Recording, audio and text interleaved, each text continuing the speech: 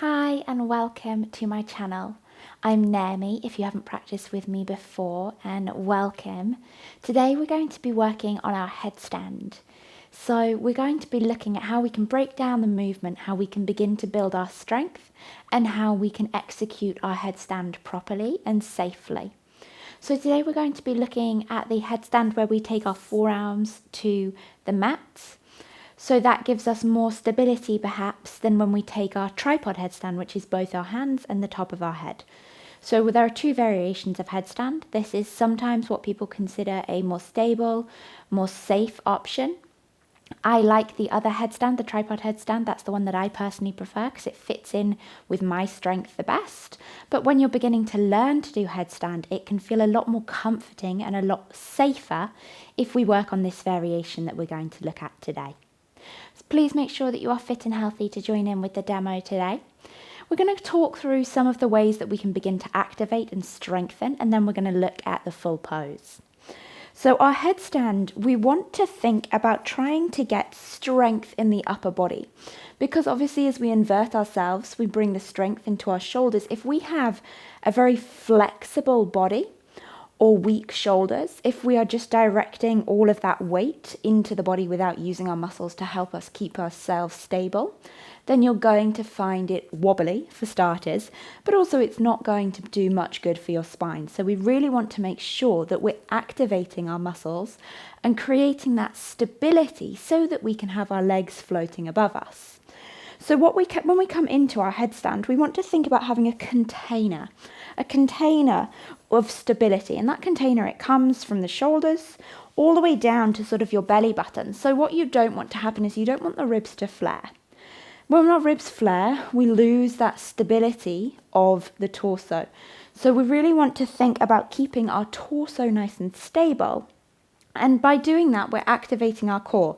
So you can see here, I'm flaring my lower ribs out. And that's going to keep us really wobbly. It's not going to give us any support in our headstand. If we tuck the lower ribs in and keep our abdomen nice and strong, and that engages our back and our front core. So we want really nice and strong, both front and back. That's going to help keep us stable. The problem is when we learn to handstand, a lot of us kick up into our headstand. So as we headstand, we kick up to get those legs up because they feel quite heavy. We kick up, and as we kick up, we bring in that rib flare. So what we don't want to do is we don't want to kick up. It may feel as though you're not progressing as quickly if you're not kicking up, but what it will do is it will help keep you nice and integral through that upper body. So we're going to come in. What you want to do to set yourself up, you want to take forearms flat, and you want to take opposite hand to opposite upper arm. Then you take the hands away, you place the elbows down at that distance, take the hands away and clasp the hands. And just allow the palms of the hands to turn up ever so slightly. And what we're going to do is we're going to then take our head to that gap. And here, as we set up our base, this is where you want to begin just to pay some attention. You don't want the forehead on the mat, because if you take the forehead on the mat as you come up, you're going to begin to get a really, really deep compression through the back of the neck. You want to try and take the top of the head. So not where you'd have a normal ponytail and not the front of your head. You want it right here, the crown of the head. So you really want to think of this part of your head coming to the mat, and that's going to help you set up nice and strongly. So finding your base now, take a moment, have a little fiddle to get around and find your base. And then rest that part of your head into the mat. And then from here, just relax and soften the shoulders and feel how floppy you feel. And you can feel as you flop into the shoulders, all of the weight comes into the neck. Then I want you to really activate. So by activating, you can see that I'm beginning to bring those muscles along the back of the body into recruitment. So I'm beginning to find muscle recruitment along the back of the body, and I'm pushing my elbows into the mat. You maybe even want to just lift the knees, get a test. And as you lift the knees, you can feel most of the pressure is through the arms, not through the head. If you flop and don't do anything with the shoulders, as you lift the knees, it's all into the head. So you might want to just have a little play around with that. Don't put too much pressure excessively through your neck unnecessarily, but you'll notice as you recruit the muscles in the shoulders, the difference between the weight coming through the head. So you don't want to have too much weight coming through the head. Most of the weight should be coming through those arms for you, particularly in this style of headstand, where we have the forearms on the mat. They're there not only to keep us stable, but to take more weight as well. From there, take your head in and find your slot, find your setup. Get those shoulders nice and strong, and then lift the bum to the sky and walk the toes in. So often we start around here and we're like, woohoo, and we just start kicking up. And often as we kick up, we lose our balance, we lose the integrity of the core, and we go flop straight over. And it might be you practice against a wall, in which case you touch the wall, you get yourself up and you're like, yes, I did it. And in a way, yes, of course you did do a handstand, and you can learn it that way. But then you have to unlearn the banana back. So if we take it from the beginning, if we take it step by step and we take out our kick up, we can begin to find a little more integrity, and then we don't have to relearn our headstand when we get there.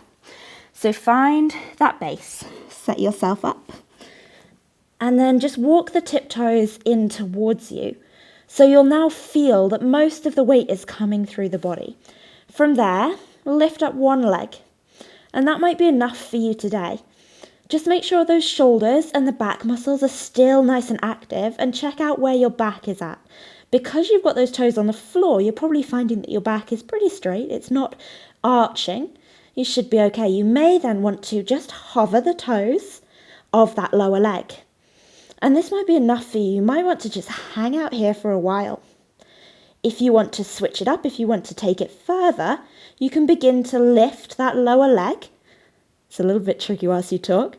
You can begin to lift that lower leg higher and higher, and you can begin to find your headstand. As you find your headstand, zip the inner thighs in. So you want those inner thighs to zip in, and that can be the tricky transition because we've come into it using our strength. By the time you get to that L shape with the legs, as you can see, I'm pretty out of breath. And I didn't quite make it up to the top. So it can be quite tricky to get from the L shape in your legs to vertical. But what you have got is you've found your strength in your core. So you can come into it, you set up your base, and then you walk your toes closer towards you. Make sure you've engaged your shoulders. Then you lift one leg. You find your strength, you find your balance. You use your core, you use the strength of your legs. Lift the other leg, hover one of the toes just slightly off the mat, and then in time begin to work to lift that leg higher. So we're going to give it another go. So take your hands to opposite upper arm, find your base, take the crown of the head to the mat, make sure it's the crown of the head, get that shoulder activation, push the elbows into the mat, walk the tiptoes closer towards you. When you're ready, then lift one leg will be stronger than the other. And then you lift up, you hover. And maybe you then slowly begin to lift up that other leg. And you'll get to the top and it'll begin to feel a bit shifty, a bit wobbly. Zip the inner thighs together. Squeeze in. And you've got it. You've done it. Hop out when you're ready. Drop the knees down. Always spend a moment in child's pose. So it can be tempting to rush around and celebrate, to run to find somebody in the house and go, look what I can do, look what I can do. Spend a moment in your child's pose first, just to breathe, just to allow the blood flow, just to settle a little bit. And then slowly wind your way up. So hopefully that's given you a few little tips for your headstand. If you are learning your headstand, feel free to do it against a wall, but try to refrain from kicking up. So it feels a lot safer for us to use that wall, to have that backstop, and it is nice. Just make sure that if you're kicking up, what happens is we find that back bend and we're not using any of our muscle strength, and as soon as we come away from the wall, we're going to topple all the way over. So what you need to make sure you do is when you use that wall, come up the way that we've just learned with those L-shaped legs. Slowly then bring the second leg to meet, squeeze the inner thighs, and you'll find you don't actually need to touch the wall behind you, but it's there if you want it. It's there if you start to fall over, but we're not using it to get there. So we're not kicking up to the wall and coming back to center. We're using our abdominal muscles, we're using our shoulder strength to draw us to midline. If we wobble out, it's there, but we don't need it. And that way, when you come to wanting to do your headstand somewhere away from a wall, you will have the skills you need to be able to execute it just fine. And you won't need that wall at all. So have a little play with your headstand. It does take time. It doesn't always happen. And certainly there are days where I think, oh yeah, I'm going to do some headstands today. And I try one and I just end up in a heap on the floor. Some days headstand is tricky. Some days it just happens. So have a play. Remember that it doesn't have to be super serious. Just enjoy it. It's the same as any sort of other goal. It comes in time, but you have to practice. You have to keep at it. So just give it a little go, see how you get on. Let me know in the comments how you get on. I'd love to hear from you, and enjoy the rest of your day.